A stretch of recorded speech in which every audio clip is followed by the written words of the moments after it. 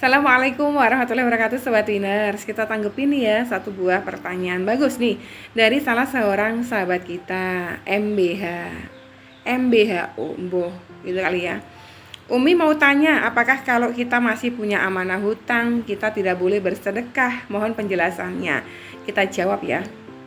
Jadi bersedekah itu perintah Allah gitu ya, perintah Allah. Nah, bersedekah itu memang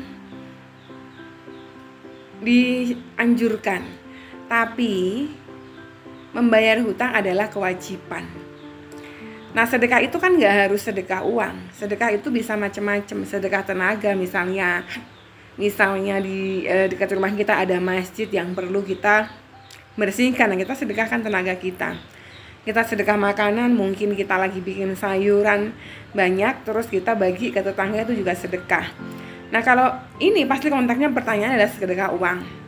Kalau kita mau sedekah uang, kita mesti melihat dulu nih amanah hutang kita yang jatuh tempo ada apa enggak. Ya, ada apa enggak. Misal, jenengan ngutang kepada temen namanya A, ngutangnya 1 juta. Jatuh temponya tanggal hari inilah tanggal 16 misalnya. Nah, jenengan di satu sisi pengen tuh sedekah.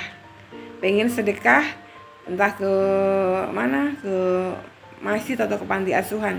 Jenengan ada duit 500.000. Sementara hari ini jenengan jatuh tempo.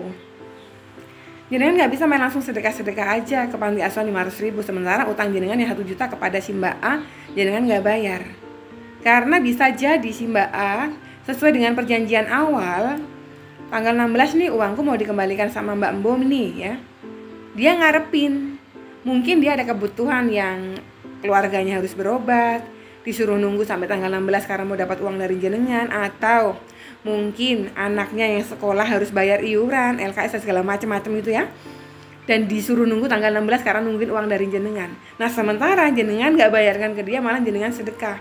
Berarti kalau kayak posisi kayak gitu ya, jenengan sedang menzolimi dia nih, hanya dia, kewajiban jenengan abaikan. Itu yang mungkin yang dimaksud yang jenengan katakan tadi, apalah kalau kita masih tidak boleh bersedekah. Bukan nggak boleh ya, sedekah mah boleh, cuma kita mesti lihat ya, kita mesti lihat ada nggak hanya orang lain yang kita abaikan.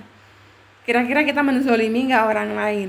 Kalau dalam kondisi seperti itu masih mau sedekah banget, silahkan jenengan ngomong lagi sama si Mbak A tadi, Mbak A, ini kan waktu itu aku janji nih tanggal 16, sekarang tanggal 16 aku baru ada uangnya sekian, tapi kok aku ada keperluan ini, boleh apa enggak? Kalau memang dia katakan silakan boleh ya, dan dia legowo, dia ikhlas, pakailah silakan. Tapi kalau misalnya dia bilang ya jangan, saya aja butuh duit kok kamu main sedekah, ya jangan juga, lakukan sedekahnya, kasih ke dia supaya nggak menzolimi dia gitu.